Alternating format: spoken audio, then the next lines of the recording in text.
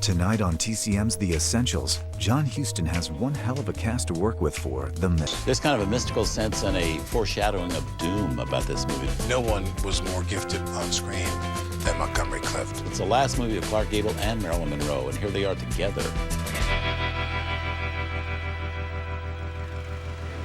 Don't you have a home?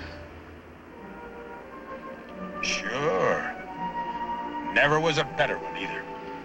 Where is it? Right here.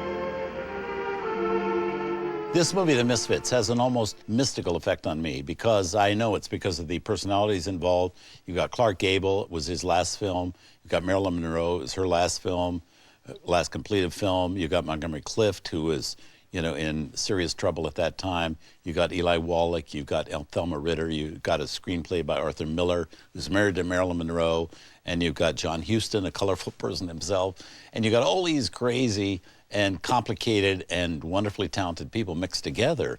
But it almost kind of foreshadows the doom that's going to fall on some of them before too long. And it makes it a fascinating film to me to watch. But for my money, this movie, among a few things, the most compelling thing about it is to see this intersection of two very clear epochs in Hollywood on the same set together and on camera together. I mean, here is Gable, who's one of the undisputed kings of Hollywood filmmaking. Of an era. Of an era. And he comes onto the set of the film with three people who are the cardinals of their generation of method acting. Eli Wallach and Monroe and Clift. And yet you see Gable trying to give a method performance in this film. Gable! You come here now! I know you hear me! Trust me! I know you hear me! You come here now! Oh, come on! Such a complicated production. I mean, books have been written about this movie, about how difficult it was to do because of Marilyn Monroe and also Montgomery Clift. And Montgomery Clift, you know, was in such bad shape that Kevin McCarthy, who was a great friend of his, was pulled in and given a small bit part in it just to come and try to help them keep Montgomery Clift afloat so he could do the film. This is a strange movie also for Huston. Huston loved to take strange material and kind of complex material and try to figure out a way like a puzzle. Reflections in a Golden Eye is a very good example of this with Brando and Elizabeth Taylor and Brian Keith. Which he was also going to do with Clift. Right, which he was and after this, you know, he was going to work with him again. Right, so exactly. Talk about exactly. a little masochism there. Yeah, I mean, when you look at Huston's films, he loved, I guess other than when he was taking a paycheck, he loved the challenge of doing Moby Dick, of doing Reflections in a Golden Eye, of doing this film, The Misfits.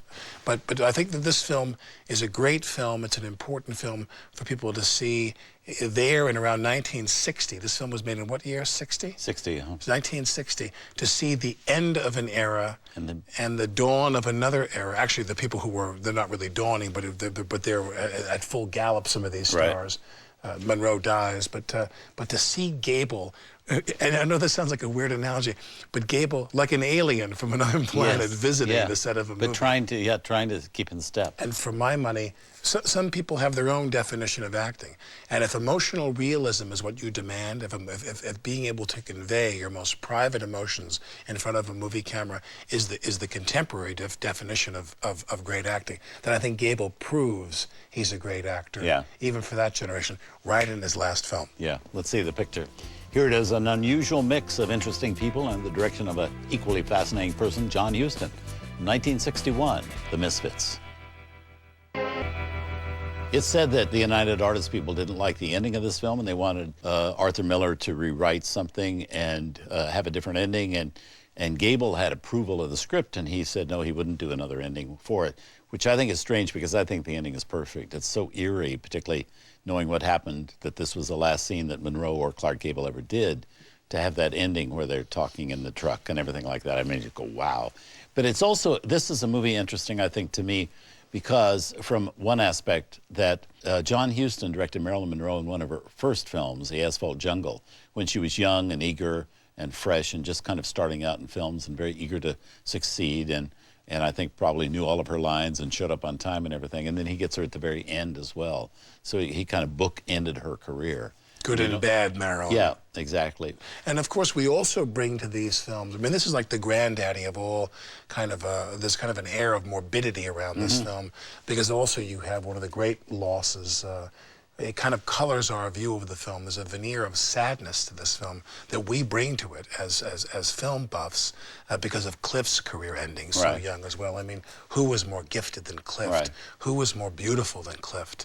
I mean, Clift, who was one of the greatest film actors that ever lived before he had his car accident, and right in the middle of Raintree County, and, you know, he comes in and then he's got this, like, Picasso face. You know, his face has got, like, a seam in it, you know, from what happened to him. And we see Clift in this film. I think after this he did Freud and then Judgment at Nuremberg. He only lasted for a couple more pictures after this as well. And the script by Arthur Miller. That adds to the mystique of this film, too, because he's writing it for his wife.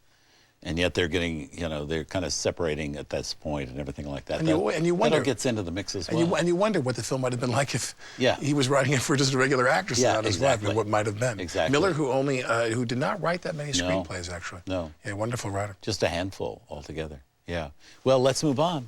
Here's a preview of what's coming up next time on The Essentials. Cool Hand Luke, 1967. Newman is one of the greatest movie stars that ever lived. Paul Newman says so much in this movie by saying so little. The supporting cast is incredible. George Kennedy won a Supporting Academy Award for this. This movie is Newman in full foliage as a movie star. 1967, Cool Hand Luke. That's next Saturday at 8 p.m. Eastern. You can find out more on our website, tcm.com. Thanks for joining us for The Essentials.